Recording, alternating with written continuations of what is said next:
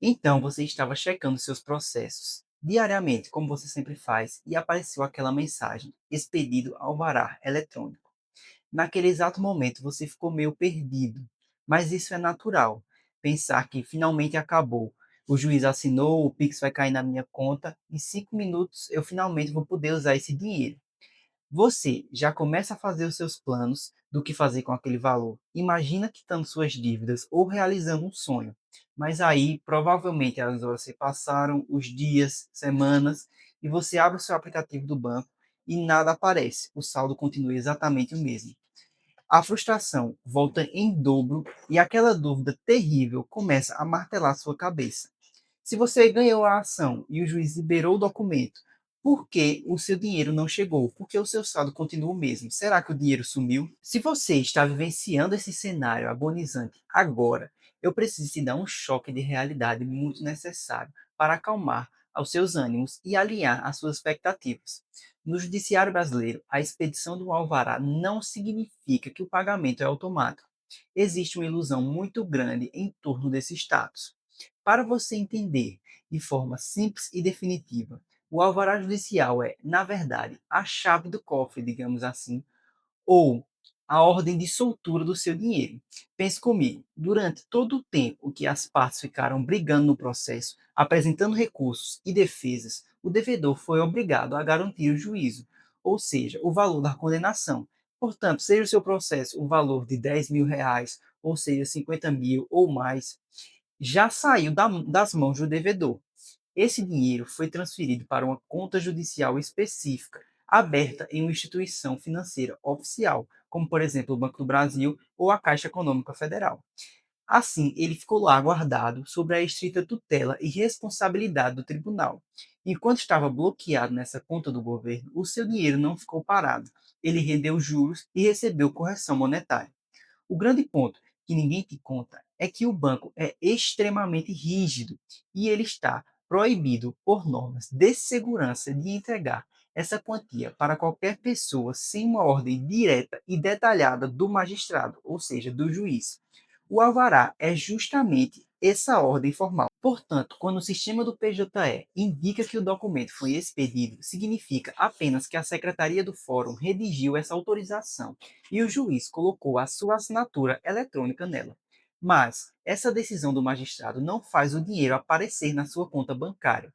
Ela é apenas o marco inicial de um rito burocrático, administrativo e bancário complexo que acontece totalmente nos bastidores, longe dos seus olhos.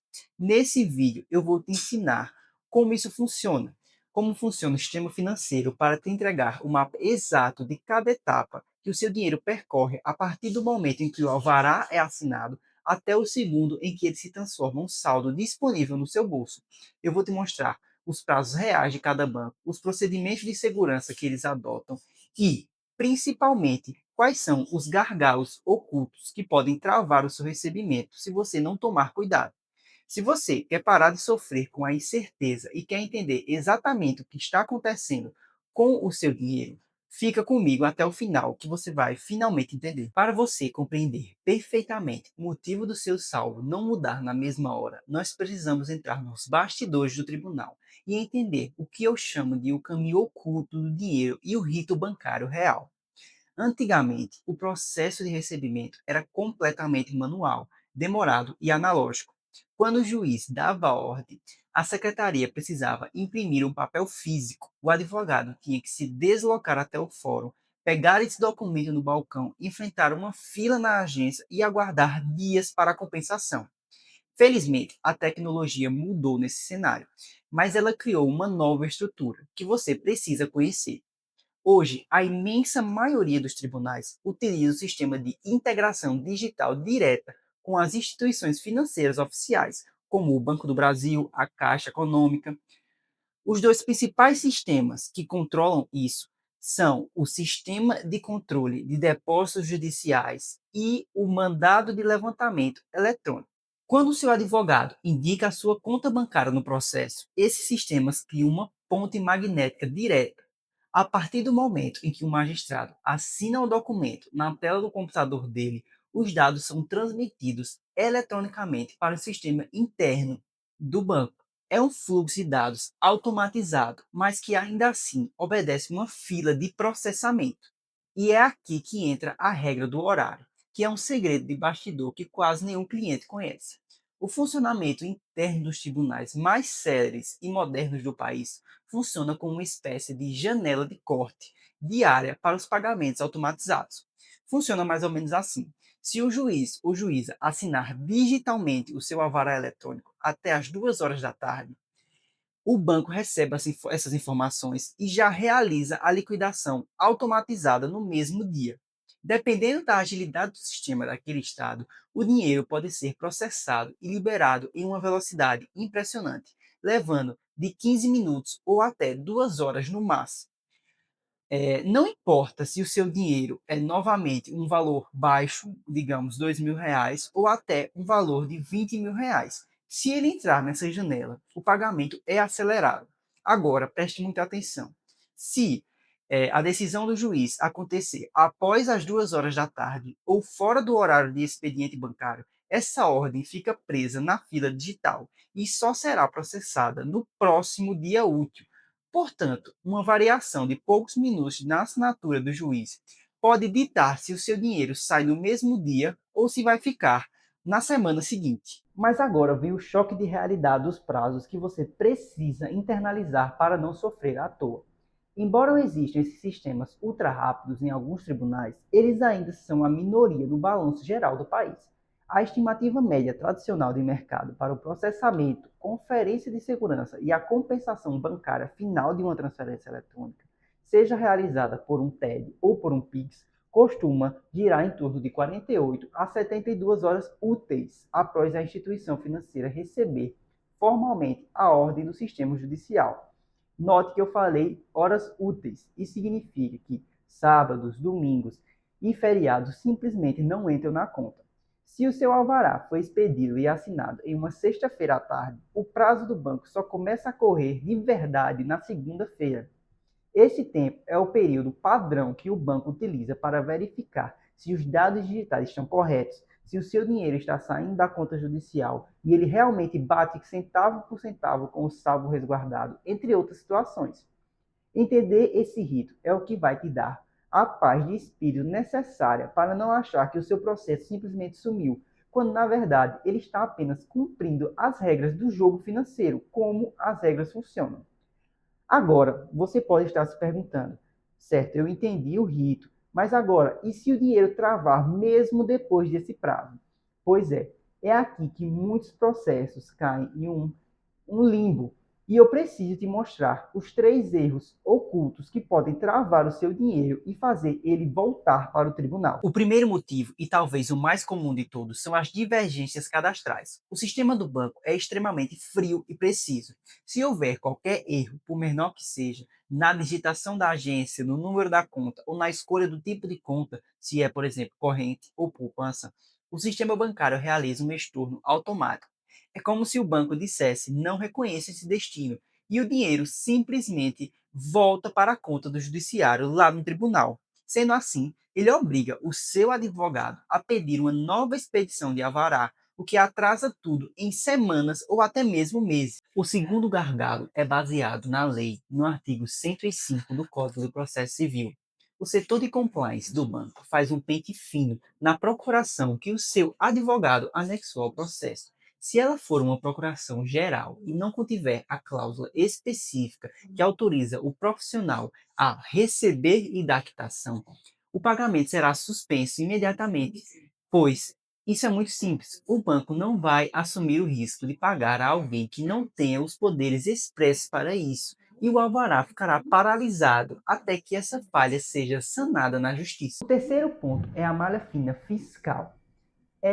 Nela, o banco atua como o responsável tributário e é obrigado a reter o imposto de renda na fonte no momento em que o valor se torna disponível.